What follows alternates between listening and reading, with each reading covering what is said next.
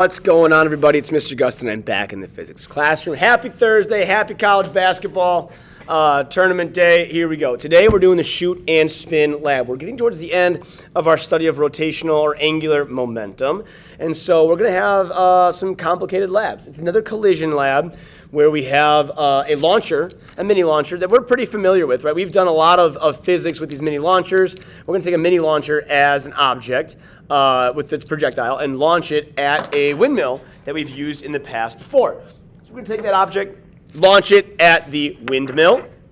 Once it collides with the windmill, we're going to see some rotations. We've got an object moving on a line that eventually is going to strike the windmill and cause the windmill, which is fixed, to rotate about its center of rotation. Now, there's two things in this lab that we're trying to do. We're trying to verify momentum is conserved before and after the collision. We'll do a percent error calculation to see how close we are. So in order for us to do this, we need to figure out the momentum of the marble before the collision and then the momentum of the system after the collision. So one of the big things that we got to be concerned about is what is the data necessary before the collision and the data necessary after the collision. I'm going to go ahead and just give you a bunch of data without telling you how to use it. We're at the end of this unit. It's important that you're aware of how to solve this problem. Of course, if you have questions later, you'll come find me in class. But for now, I'm just going to give you a smorgasbord of data, and your job is to figure out what the momentum is before and after the collision to verify if it is conserved or not. Sound good?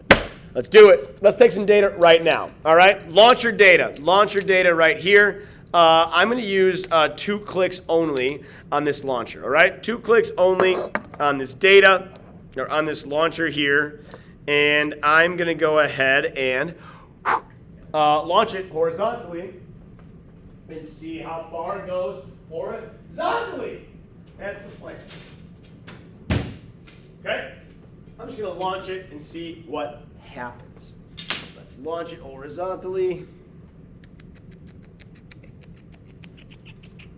And when I do this, when I launch this thing horizontally, it lands at about 163 centimeters. So let's think about this launch. If I launch it, when I launch it from a height, it goes 1.63 centimeters. When I launch it like this, it goes 163 centimeters. The height of this table, the height that it was launched from, is 93 centimeters.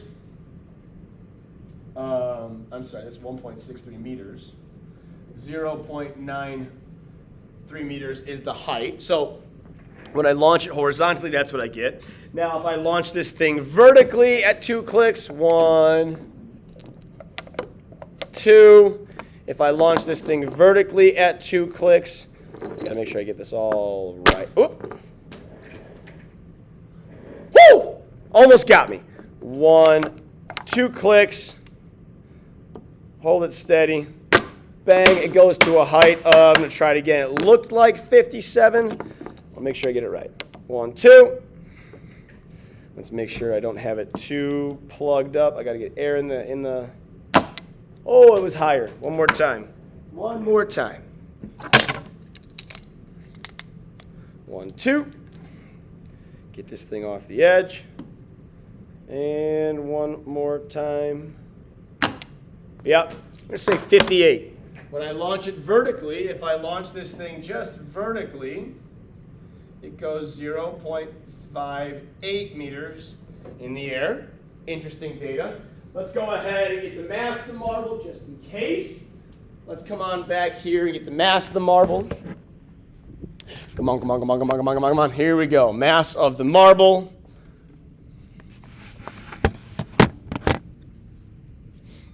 There we go. Mass of the marble is 16 grams. It's a 16-gram marble. Okay. Mass of the marble. 16 grams or 0.16 0.016 kilograms. Some people want to know the radius of it. The radius of the marble is 1 centimeter. The radius of the marble equals 1 centimeter, or 0.01 meters. I can't think of anything else that I would need to measure right now, but those are all the measurements I have. I've got radius, mass, vertical distance, horizontal distance. That's all I got for right now. That's before. Let's go after. After the collision now. After the collision, so I'm going to take this marble and I'm going to actually do the collision. Okay? So let's go ahead. I've got the launcher. I'm going to load it up. 2 clicks. 1, 2, and I'm going to go ahead and shoot it at this really strong magnet that I have right here. Okay? I'll launch it at the magnet right now. And whoa! It's too tricky. Maybe this launcher's no good. I don't know. Keep shooting. You have all of the information from before the collision, sorry. Let's get it from after the collision. There's that. We'll see it start to rotate. You might need to take time data. I'm not going to take time data for you, but it's made 1 revolution now. It's getting up to a 2nd revolution, and it's going to make a 3rd revolution. It's going to make a 3rd revolution. That's been 3 revolutions. Hopefully your timing, it should be a pretty constant velocity. Obviously there's some internal friction, but there should be some constant velocity. There we go. It stopped up there. I would say use no more than 2 revolutions when you're taking the data. So I don't know how long it took. You could figure that out using the time if you're watching this thing in real time. Let's go ahead and make sure that we know our change in theta. I would say nothing more. Don't go more than 2 revolutions, or don't go more than 4 pi radians. Time is something you measure off the video. All right. I'll go take the radius here. Let's go figure out what the radius of that arm is. Let's go figure this out.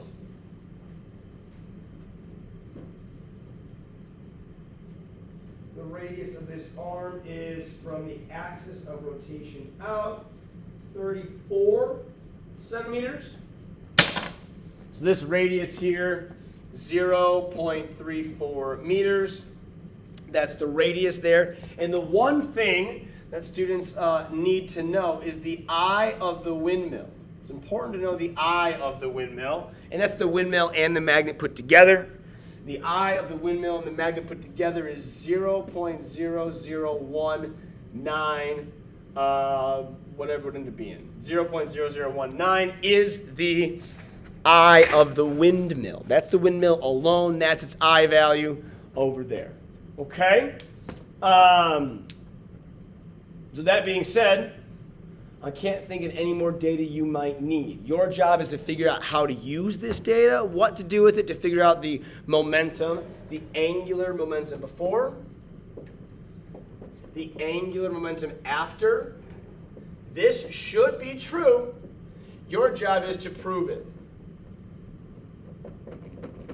If you've got any questions, drop in the comments, send me an email, ask me in class. Until next time, see ya. Wait. I screwed up. This I value is not 0.0019. This I value of the windmill alone is 0.021. 0.0. What did I just say? I'm losing it, folks. 0.012. There it is. Woo! I'm glad you stuck around. All right, see ya.